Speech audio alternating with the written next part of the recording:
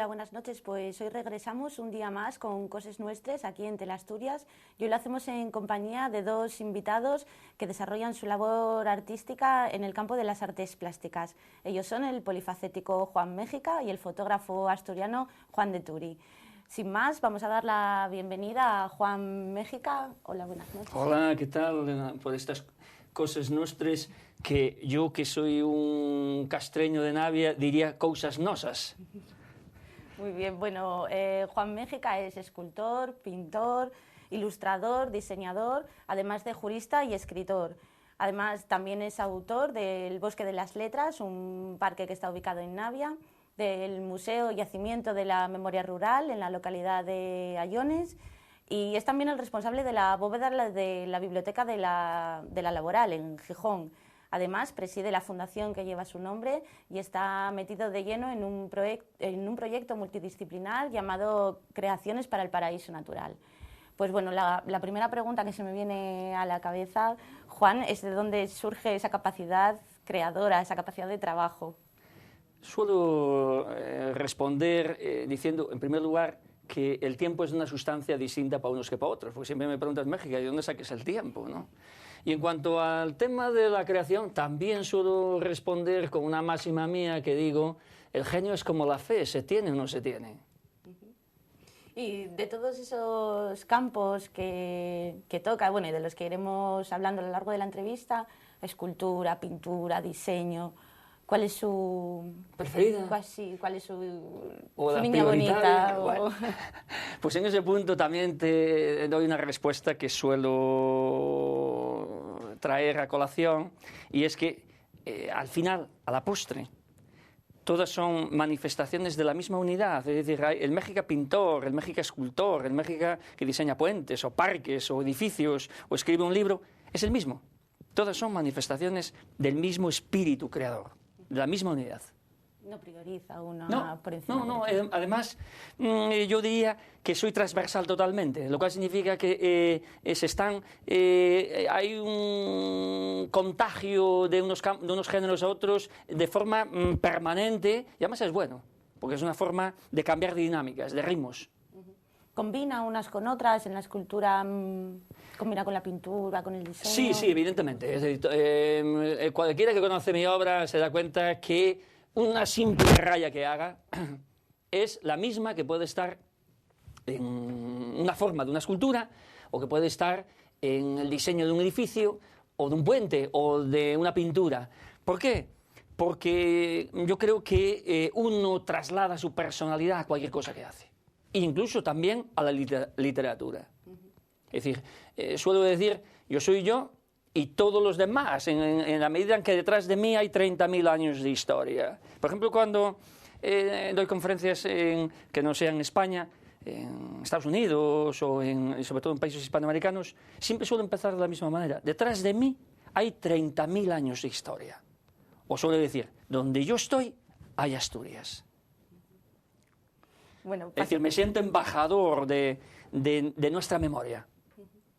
Es a la vez embajador de Asturias, pero también se declara universal. Bueno, en este punto hay una cosa. Un artista, desde luego, tiene que tener, también lo he señalado, tiene que tener las raíces bien hundidas en el terruño. Yo no reniego de mi ascendente campesino, sería un campesino ilustrado, a orillas del Navia, 50% de cuañés y 50% de naviego, por eso castreño de Navia. Pero yo me siento un embajador de Asturias y de España y del Bajo Navia en el mundo, sea con exposiciones por museos americanos, sea con ciclos de conferencias, como hace 2 años que estuve más de un mes en el continente americano, desde Estados Unidos a Uruguay. Y además con grandes satisfacciones, como puede ser encontrarme con vecinos, con paisanos de ahí, de Viapede, o de Arancedo, o del Franco, o de Cuaña, escuchándome. Te emocionas. Vamos a hablar ahora por partes de su obra. Comenzamos por la escultura. Son esculturas inmensas, grandes volúmenes, de mucho peso. ¿Por qué ese tipo de escultura? Yo diría que combino dos mundos, desde la pequeña escultura en hueso, como haría un magdaleniense, a grandes piezas, como las que están ahora mismo desplazándose por España desde principios del 2010. Desde principios del 2010 hay una exposición que se llama, o en unos sitios, esculturas monumentales, o en otros, grandes esculturas en la calle, de Juan Méxica, que llevan visitadas 18 capitales o grandes ciudades españolas. Ahora mismo están en Ciudad Real, el próximo destino es Toledo. Llevan más de 3 años. Por eso creo que soy un embajador también de la escultura asturiana. En este caso son grandes piezas que pesan varias toneladas, hasta 5 toneladas, grandes dimensiones, hasta 4 metros de altura. Exige una gran logística su traslado y, como digo, los motivos siempre que me acompañan, los motivos que yo traduzco, en este caso en una aleación de acero y cobre, una especie de acero corten, son motivos bien asturianos, como puede ser el asturgón, como puede ser el tejo, o como puede ser mujer solar, evocación de la mujer española. Es decir, que mi obra siempre en alguna medida traduce o trasluce desde luego un origen, y mi origen yo nunca reniego de él. Yo soy asturiano y soy esencialmente español.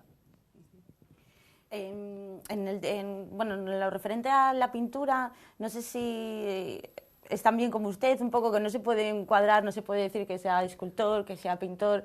¿En la pintura pasa lo mismo? ¿Podría escribir algún movimiento? Sí, evidentemente. Yo en este punto siempre digo que soy un plástico, ¿no? Entonces ahí responde cualquier soporte o cualquier formato. Es decir, y quien dice pintura, escultura, y cerámicas, y textiles, y joyas, y otro montón de soportes diferentes, hasta las últimas tecnologías. Y desde luego, como digo, responde toda esa misma unidad. Ahora, es bien cierto que mi obra se distingue y es fácil disociar líneas. Por ejemplo, ahora mismo me estoy moviendo básicamente en 3 líneas, que va desde lo muy orgánico, por ejemplo, sería el ojocentrismo, el ojo como referencia, pero el ojo, no solamente el ojo fisiológico, sino el ojo como aquello que todo lo ve, ¿no?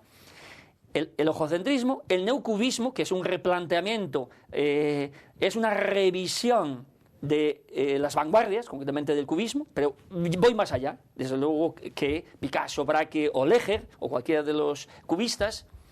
Y luego hay otra serie que intitulo Prehistoria o Prehistórica, o también España con X, no España con S, sino lo que era antes de España. Es decir, eso en alguna medida nos retrotrae, nos traslada a la época de las cuevas. Yo sería feliz sentado con un magdaleniense del arte paleolítico, ahí delante de la cueva, y diciendo: oye, Chus, ¿qué pintamos hoy? Yo un bisonte, y tú, yo un tejo, o un astrucón. Y el otro día, por ejemplo, en Madrid, estuve viendo una exposición en Caixa Forum antes del diluvio, y francamente, yo me identificaba con aquellos artistas sumerios que han hecho piezas hace 5.000 o 7.000 años antes de Cristo. Sus tablillas, sus obras, son contemporáneas. De hecho, ahora en Toledo, en el Alcázar, que se ha ubicado la biblioteca regional de Castilla-La Mancha, donde era antes el Alcázar, o lo que es el Alcázar, la exposición conmemorativa me la han encargado. Y va a ser en relación con libros joyas, auténticas joyas, donde repaso la historia del libro desde las tablillas sumerias o el pergamino medieval a el soporte electrónico, digamos al precedente o antecedente de lo que serían hoy los libros electrónicos. Y ahí van a estar en noviembre y diciembre. Durante noviembre y diciembre, en el Alcázar. En el Alcázar de Toledo. Y cuando me preguntas que si soy transversal, pues fíjate, a principios del mes de julio, exactamente el viernes, no sé si es 4 o 5 de julio, pues inauguro una universidad. La hemos bautizado Universidad Libre de Infantes. Y alguno me dice: Mejía, ¿tú has creado una universidad?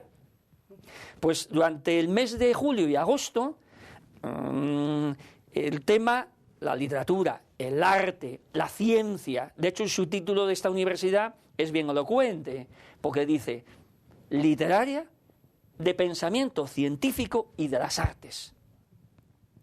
Yo creo que en la sociedad civil la sociedad civil, España tiene todavía un camino largo que recorrer. Por ejemplo, como los americanos, el mecenazgo en Estados Unidos, donde hay grandes fundaciones que hacen grandes proyectos, que tanto en el campo de las ciencias como de las artes. Ese modelo hay que traerlo a España, y sobre todo en esos momentos de recortes, y desde luego se sale con emprendimiento, se sale con creación, y no solamente son los dineros. Los dineros son muy importantes, pero hay otros elementos más importantes que solamente los dineros. Y podríamos poner un ejemplo muy gráfico. Bombardearon Alemania. Lo único que se destruyeron fueron edificios, pero el espíritu no se destruyó. ¿Y la Universidad Libre de la Infancia? No, de la infancia no. Universidad Libre de Infantes. Infantes es una ciudad histórica, monumental, que justamente ahora para el 2015 pretende ser patrimonio de la humanidad. Y yo fui pregonero el año pasado de las fiestas allí, y me cupo el honor de inaugurar el Museo de Arte Contemporáneo. Fue como entré yo en relación con esta ciudad manchega, que es presuntamente el lugar de la Mancha de la que nos habla Cervantes. ¿Y esta idea gira en torno a esa idea de mecenazgo? Sí, evidentemente. Es decir, los cursos son gratuitos, y desde luego los mejores representantes de la cultura española van a estar en esta universidad en un acto a veces de generosidad. Bueno, como debe ser las sociedades modernas, es decir, los recursos en las sociedades modernas es la creatividad. No solamente las materias primas, sino la creatividad. Cuando digo la creatividad me refiero al arte y la ciencia, que a la postre es lo único que nos diferencian de los animales.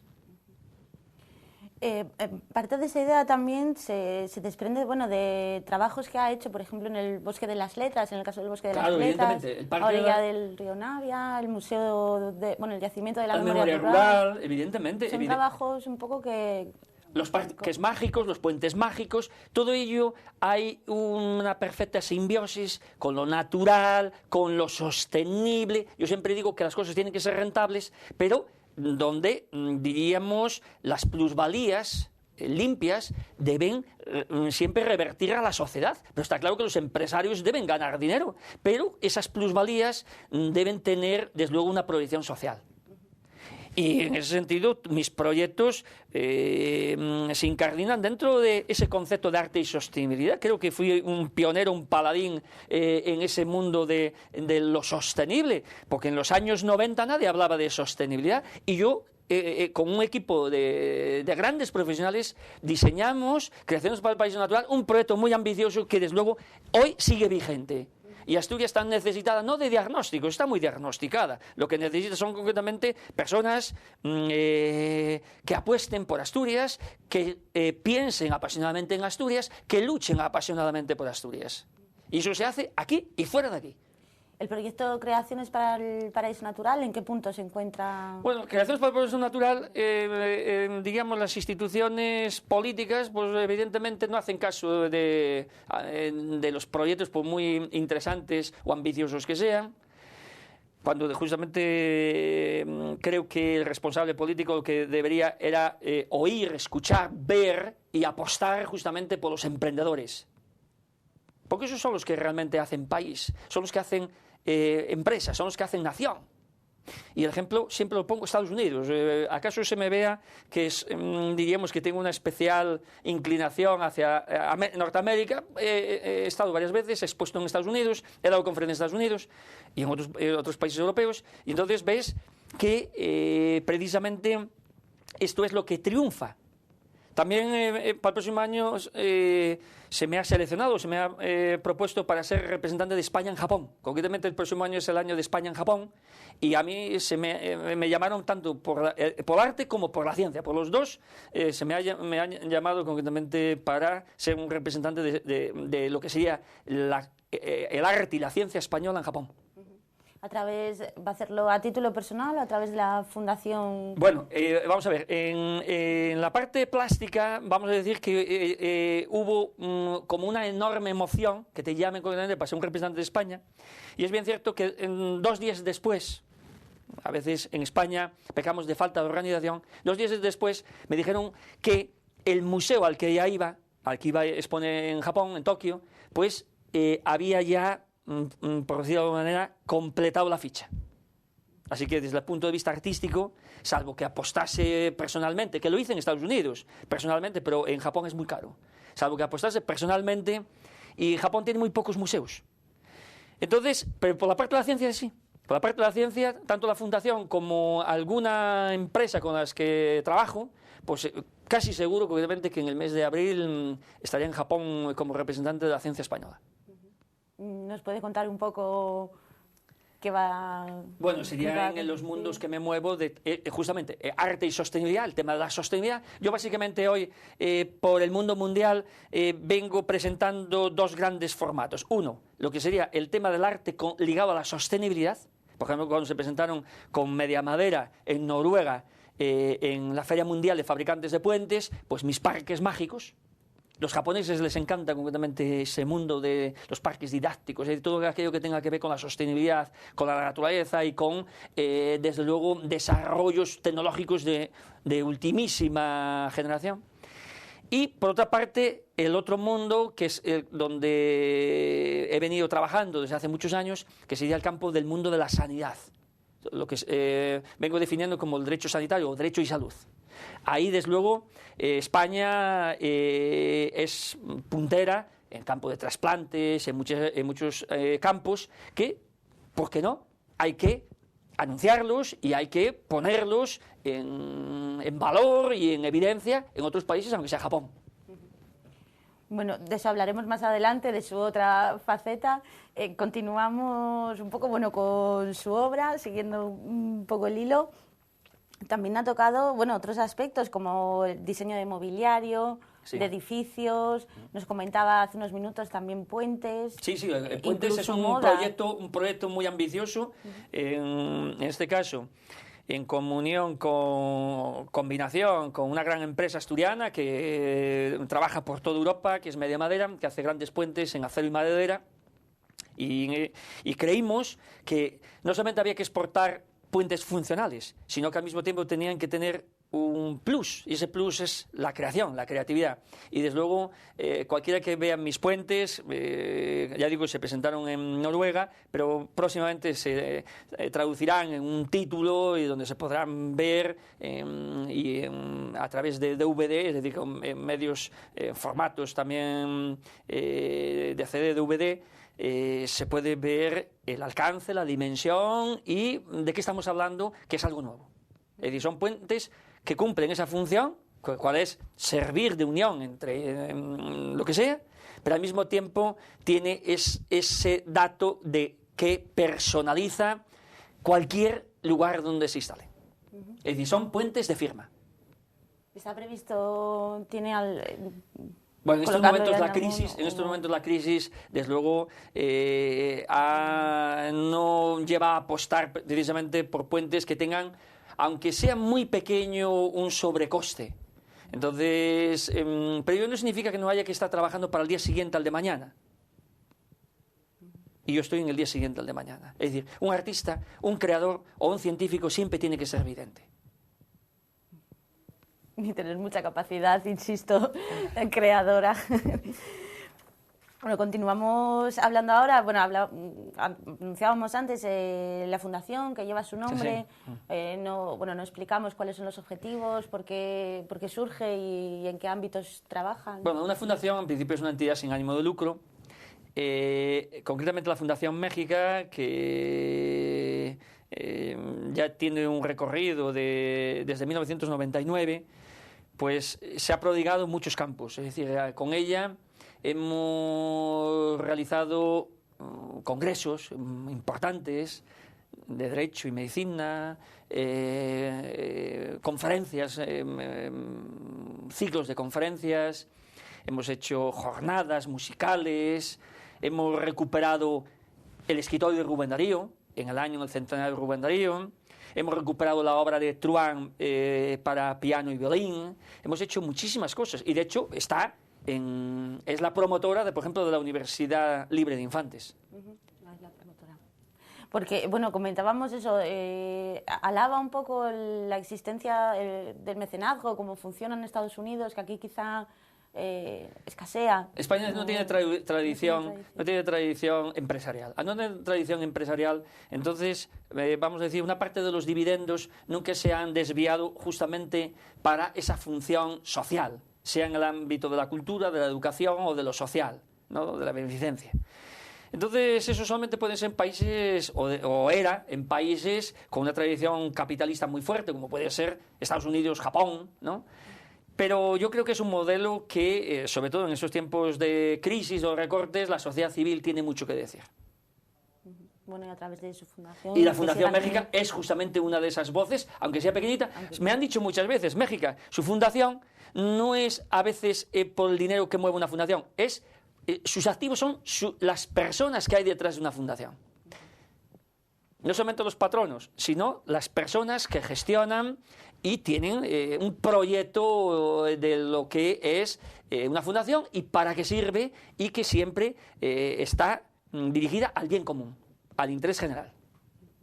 De acuerdo, pues tenemos que parar unos minutitos porque tenemos que irnos a publicidad, pero bueno, al regreso seguimos charlando con Juan Mégica, en este caso de su faceta como escritor.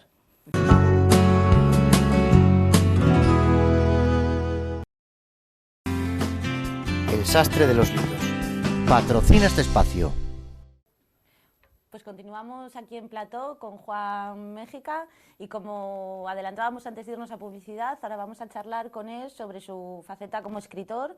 Hoy viene a presentarnos una de sus últimas obras, porque es casi ya la penúltima, tiene la próxima ya imprimiéndose, por así decirlo. Cuéntanos, Juan. Como decía anteriormente, escribir para mí forma parte del mismo espíritu, ¿no? Y yo soy un comprometido con la vida y un vitalista. Y efectivamente esta obra, que es un texto poético y también teatro versicular, incluso mi muerte.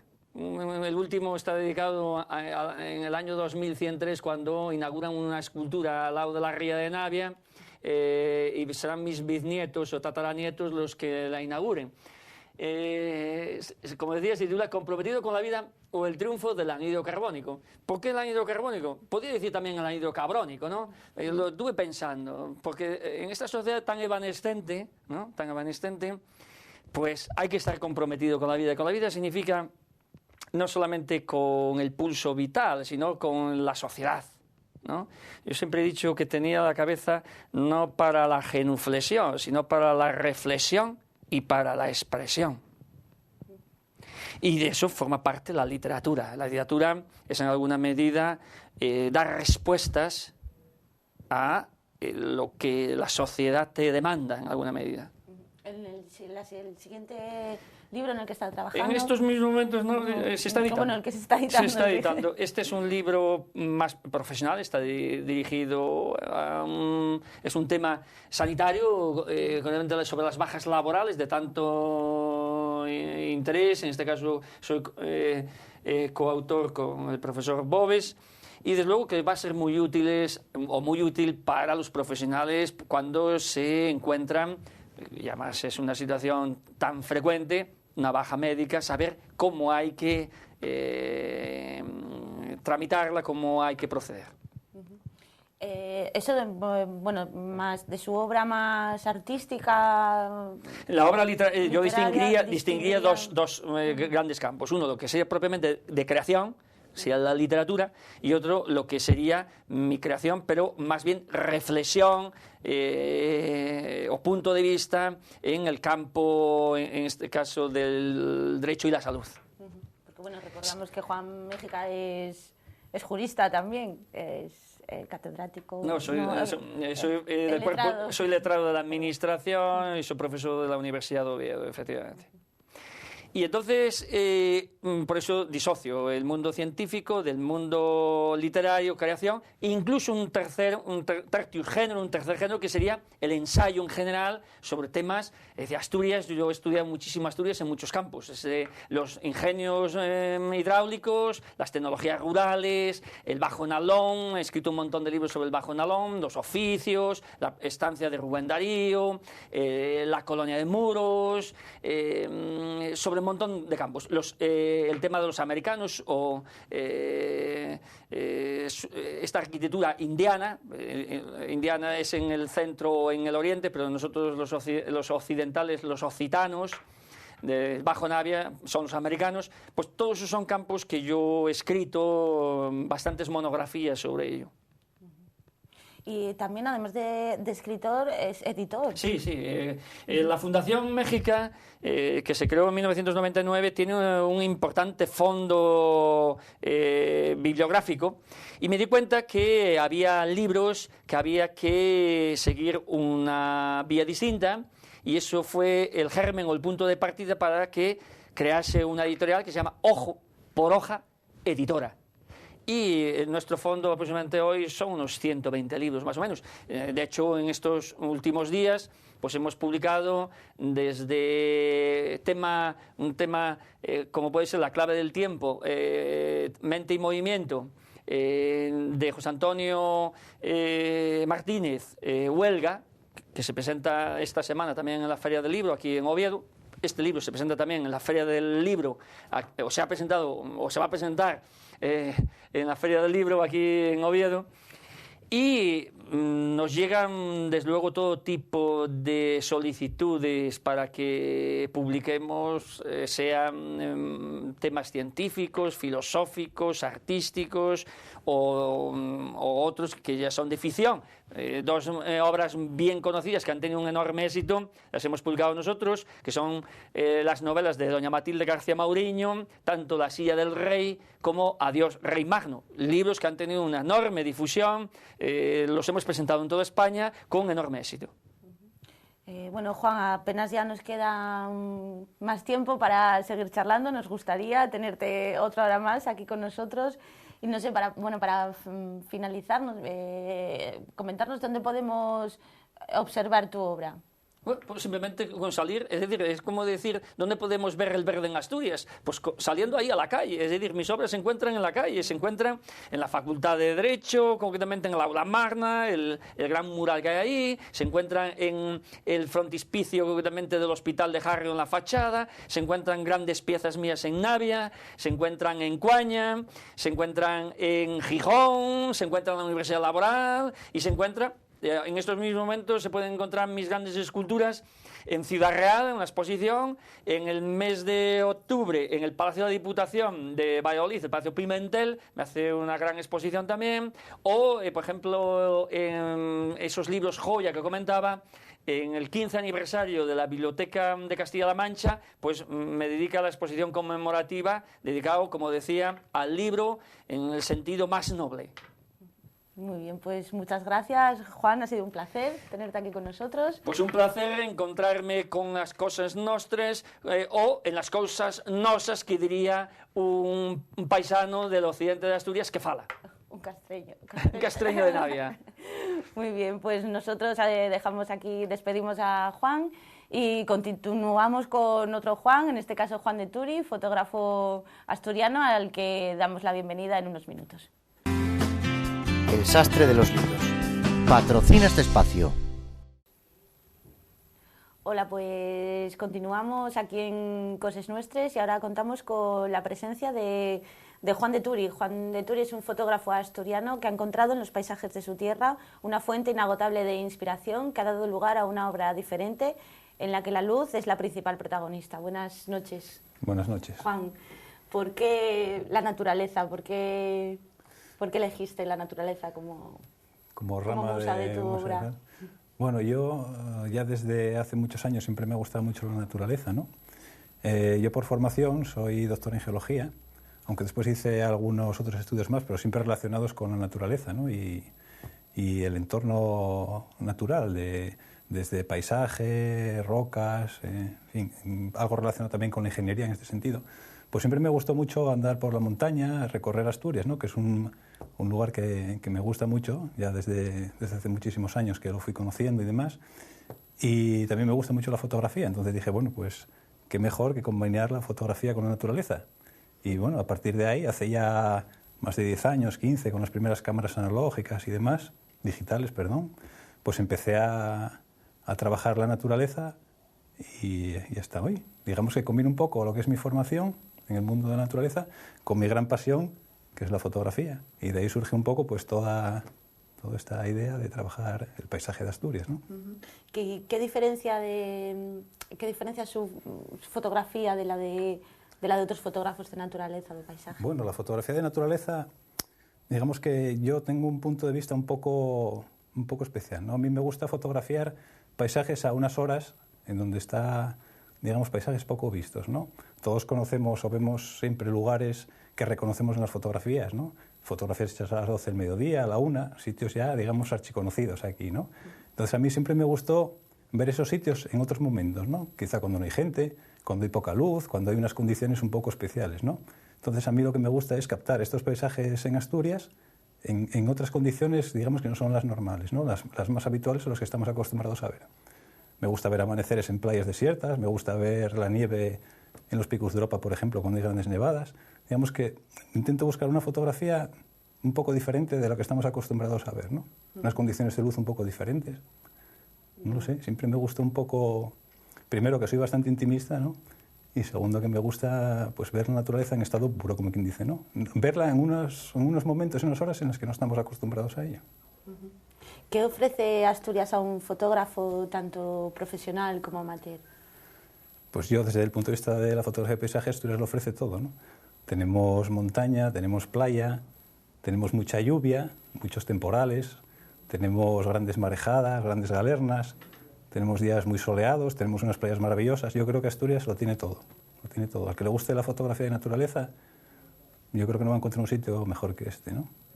Aunque en mi caso, aunque me guste, yo soy partidario de trabajar con buena luz y me gustan las iluminaciones cálidas y tal, pues yo a lo mejor sí que me tengo que resignar a tener menos días al año a lo mejor para fotografiar, ¿no?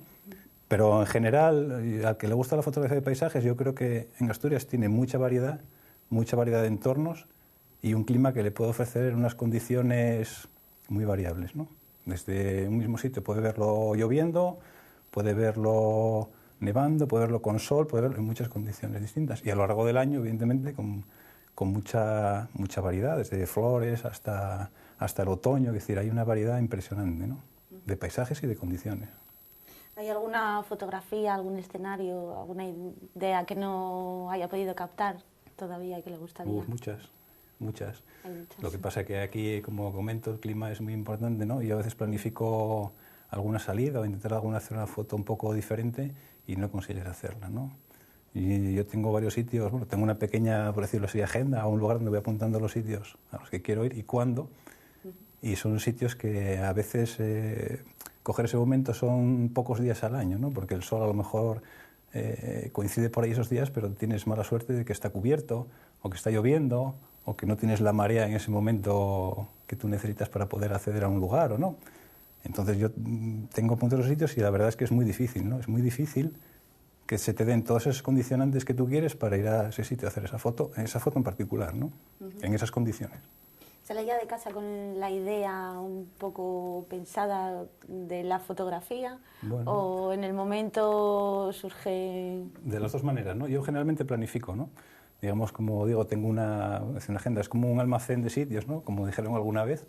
Son lugares que yo más o menos primero voy a mirar, busco más o menos el sitio donde me gustaría hacerla, me imagino cómo puede ser esa en determinadas condiciones, miro a ver la salida del sol, por dónde está, cómo le puedo iluminar, dónde puedo tener la marea. Digamos, voy haciéndome una composición mental de cómo me gustaría a mí ver esa escena, de cómo me gustaría verla o cómo pienso yo que va a estar. Y entonces, cuando yo creo que se van a dar esas condiciones, intento hacer esa foto.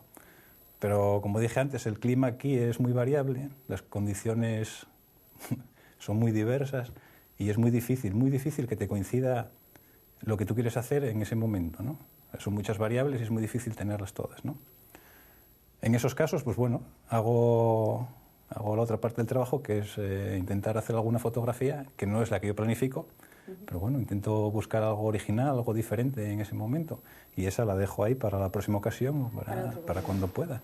Pero bueno, también muchas veces sales, porque yo muchas veces salgo y en vez de hacer una foto voy a mirar simplemente, ¿no? Voy de paseo, como digo yo, voy a ver dónde puede haber un potencial sitio interesante con el que pueda trabajar o con el que yo pueda sacarle algo desde mi punto de vista, ¿no? Una composición bonita que a un momento pueda estar bien.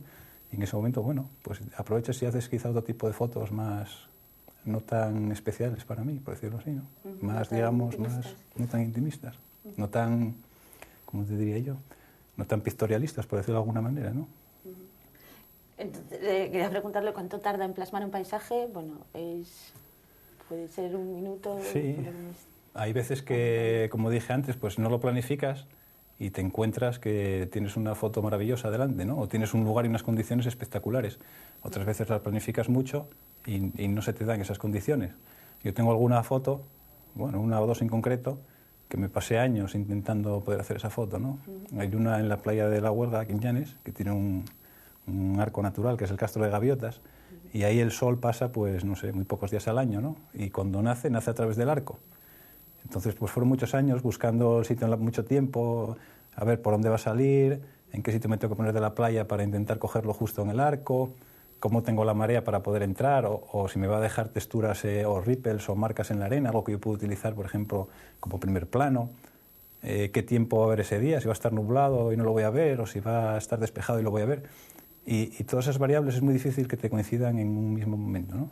Entonces, bueno, a medida que no lo consigues, pues no es frustración, ¿no? Pero es decir, bueno, algún día, y será la próxima y vuelves a esperar otro año o 6 meses o tal, hasta que un día la consigues, y el día que la consigues, pues sientes algo un poco, dices, bueno, al fin le puedo coger. Y me imagino que es como el que va a pescar y espera pescar el salmón del campano todos los años, ¿no? Dice, bueno, no lo conseguí por el motivo que sea, pero este año sí, y cuando lo consigues es una satisfacción especial, ¿no? Sabes que cuando haces la foto, sabes que la llevas ahí, ¿no? Al menos yo tenía esa sensación, sé que llevo la foto aquí dentro. La foto la tengo, ya marchas contento, dices, ya tengo la foto que estuve buscando tanto tiempo, ¿no? Pero bueno, ya otras veces te sale, dices, aunque no la planifiques, encuentras la foto también, ¿no? Pero en menos ocasiones, yo creo. Lo bonito es planificarla y encontrarla, ¿no? Para las fotografías, ¿qué tipo de equipo? Yo equipo tengo ahora mismo digital, tengo algo de fotografía analógica también, tengo equipo analógico también, de 35 milímetros, y tengo equipo digital de 35 milímetros, sensor 35, y tengo también otros formatos, ¿no? Más pequeños, 4 tercios, APS. Utilizo, depende de la foto que vaya a hacer o del trabajo que tenga, un equipo u otro, ¿no? Por ejemplo, si tengo que hacer o una fotografía o la quiero hacer a gran tamaño, una lámina de gran tamaño, pues uso sensores más grandes. Si a lo mejor necesito una fotografía de mucha focal, a lo mejor utilizo un sensor más pequeño que me permita conseguir eso con menos medios, ¿no? Depende. Pero yo generalmente cuando voy a hacer una foto que tengo muy planificada o que ya la tengo pensada, procuro llevar el mejor equipo que tengo y trabajar sobre lo que sale de él, ¿no? Que yo creo que cuantos mejores medios tengas, en ese sentido, ¿no? En el sentido de conseguir buena nitidez en las fotografías y buen color y buenas ampliaciones si las quieres hacer, yo creo que el que le guste debería pensar en tener el mejor equipo que pudiera adquirir, ¿no? ¿Fotografía en color o en blanco y negro? Yo, porque me gusta la luz, prefiero fotografiar en color, ¿no? Y me gustan los colores del amanecer, los colores del atardecer, me gusta el color. El blanco y negro también hago a veces, ¿no? Pero quizá por lo que comentaba antes, más intimista y más... Me gusta mucho la luz y el color, entonces yo no puedo evitar fotografiar en color. Cuando fotografío en blanco y negro es porque a lo mejor lo que estoy viendo o trabajando no le veo una salida en color, no le veo que tenga potencial en color. Entonces sí, la puedo trabajar en blanco y negro, puedo exprimirla un poco más, por decirlo, ¿no? Llevarla un poco más a los extremos. Pero yo por deferencia tal prefiero trabajar el color. Me gusta combinar colores cálidos y fríos, ¿no? Amaneceres, atardeceres con una luz cálida y el agua fría, por ejemplo. Me gusta utilizar una serie de filtros de color y filtros de alta densidad, que yo me encuentro más cómodo trabajando con ellos en color, aunque a veces es más complicado tratar ese color que si convierto la foto a blanco y negro, pero los resultados que ofrece me dan más sensación de vida, ¿no? Me gusta más el color, la luz y el color. Me da más alegría. Una vez hecha la fotografía, ¿la trata o no? Sí. ¿O está como sale, con los filtros? Yo creo que generalmente todo el mundo trata las fotografías, ¿no? Se trataron siempre, ya en la antigüedad, desde que empezó la fotografía, siempre se retocaron y se trataron las fotografías. Y el que diga que no, pues bueno, yo todos los fotógrafos que conozco, en mayor o menor medida, tratan las fotografías, ¿no? Puede ser desde un punto muy básico, a lo mejor los niveles o ajustes de punto blanco, punto negro, un poco de nitidez que a lo mejor no conseguiste, que tu objetivo a lo mejor tampoco da la nitidez que esperas y siempre la trabajas un poco, ¿no? Siempre desde un retoque básico y luego tienes hasta un retoque extremo. Yo los retoques extremos no soy partidario de ellos, ¿no? Empecé haciendo hace muchos años quizá un retoque un poco más alto de lo que a mí me gustaría, pero bueno, con los años me gusta cada vez menos retoque y me gusta conseguir lo que tengo en mente en la cámara. Es muy difícil porque no deja de ser una máquina, ¿no? Y tampoco da exactamente lo que tú quieres.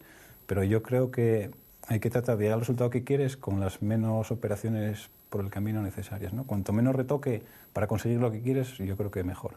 Pero yo no estoy en contra ni del que retoca ni del que no retoca. Al final el arte cada uno lo hace como quiere. Hay gente que le gusta retocar mucho y le gusta lo que ve y lo que consigue con ello, y me parece estupendo. Y hay gente que no, y también... Es decir, al final solo es un medio para conseguir lo que tú estás buscando, ¿no? Lo que yo no entiendo del retoque ni comparto es, por ejemplo, añadir elementos ajenos a la escena que en ese momento que tú hiciste la imagen no estaban, ¿no? Por ejemplo, si estás fotografiando un paisaje marino, pues añadir una bandada de gaviotas o añadir un eclipse cuando en ese momento no lo había, ¿no? Yo eso sí que no soy partidario de ello porque me gusta plasmar la realidad. Pero cada uno plasma la realidad, digamos, un poco a su manera, ¿no? No poner ese eclipse que es totalmente ficticio, pero bueno, a lo mejor te gusta un poco más de luz, un poquito menos. Eso sí, yo soy partidario de eso. Cada uno al final hace arte, ¿no? Pero lo que no me gusta es añadir elementos ajenos que no estaban en ese momento. ¿Hay algún fotógrafo de paisaje que admires en especial o que haya sido un poco tu maestro? No sé. Bueno, a mí, por ejemplo, en blanco y negro me gusta mucho la fotografía de Ansel Adams, ¿no? Ya un fotógrafo de paisaje americano que trabajaba con cámaras de gran formato, placa, negativo. También me gustan las fotografías de Michael Kenna, hablando en tema de blanco y negro, ¿no? En tema de color, pues bueno, me gusta David Norton, me gusta Colin Prior, me gustan muchos fotógrafos que hacen fotografía de naturaleza con un punto de vista siempre un poco más cercano al mío, por decirlo así, un poco fotografía más trabajada, ¿no? No la típica de fotografía de llegar y disparar y ya está, la foto de la playa, ¿no? Un poco más especial. Yo tengo muchos libros de ese estilo y siempre fue un poco la fotografía que a mí o los autores que me guiaron a mí a introducirme en este tipo de foto, ¿no? Una foto más trabajada, más cuidada y más con una luz que haga algo diferente, ¿no? Que te enseñe un sitio desde un punto de vista diferente. A asturianos, pues Antonio Vázquez me gusta, un fotógrafo que me gusta su trabajo, en fin. ¿Has pensado salir de Asturias a fotografiar otros paisajes, otras naturalezas, o de momento todavía queda mucho por hacer? No, bueno, queda mucho por hacer porque Asturias yo creo que en ese sentido, no voy a decir que es una gran desconocida porque se conoce prácticamente el 100% de su territorio, ¿no? Pero hay muchos lugares que yo creo que se pueden mostrar desde otro punto de vista. O sea, y el extranjero, pues bueno, también sí, no me importaría conocer algunos lugares, como Canadá, por ejemplo, Escocia, Australia, sitios donde puedes hacer una foto de este estilo también de naturaleza y un poco diferente, ¿no? No lo sé, yo hace años hablé con gente y todo el mundo me decía que Asturias estaba agotada, ¿no? Que había que irse fuera, que Asturias no daba para más. Yo siempre dije que sí, que Asturias tiene muchas posibilidades, que tenemos una naturaleza y un paisaje envidiable y que tienes que tratar de mostrar los sitios que tenemos aquí a la gente desde otro punto de vista, ¿no? Asturias no es diferente a, no sé, a Canadá o un sitio así, simplemente hay que mostrarla así, ¿no? Hay que hacer que la gente la vea así, un poco más salvaje, un poco, no sé, ¿cómo diría yo? Un poco más virgen, por decirlo de alguna manera, ¿no? Los paisajes que tenemos aquí. Un punto de vista distinto, no lo que estamos acostumbrados a ver. Porque nosotros vemos fotos muchas veces de catálogos, vemos de sitios remotos, ¿no? De la India, yo no digo de la gente, pero Australia, y ves siempre esas montañas, esas puestas de sol tan espectaculares, esas playas, y digo yo, pero si esas también las tenemos aquí, ¿no? Lo que pasa es que aquí no lo aprovechamos en ese sentido, ¿no? O no lo muestran, quizá. No lo demuestran, o sea que yo creo que Asturias no está agotada, tenemos todo el occidente de Asturias, que yo creo que está poco explotado en ese sentido, ¿no?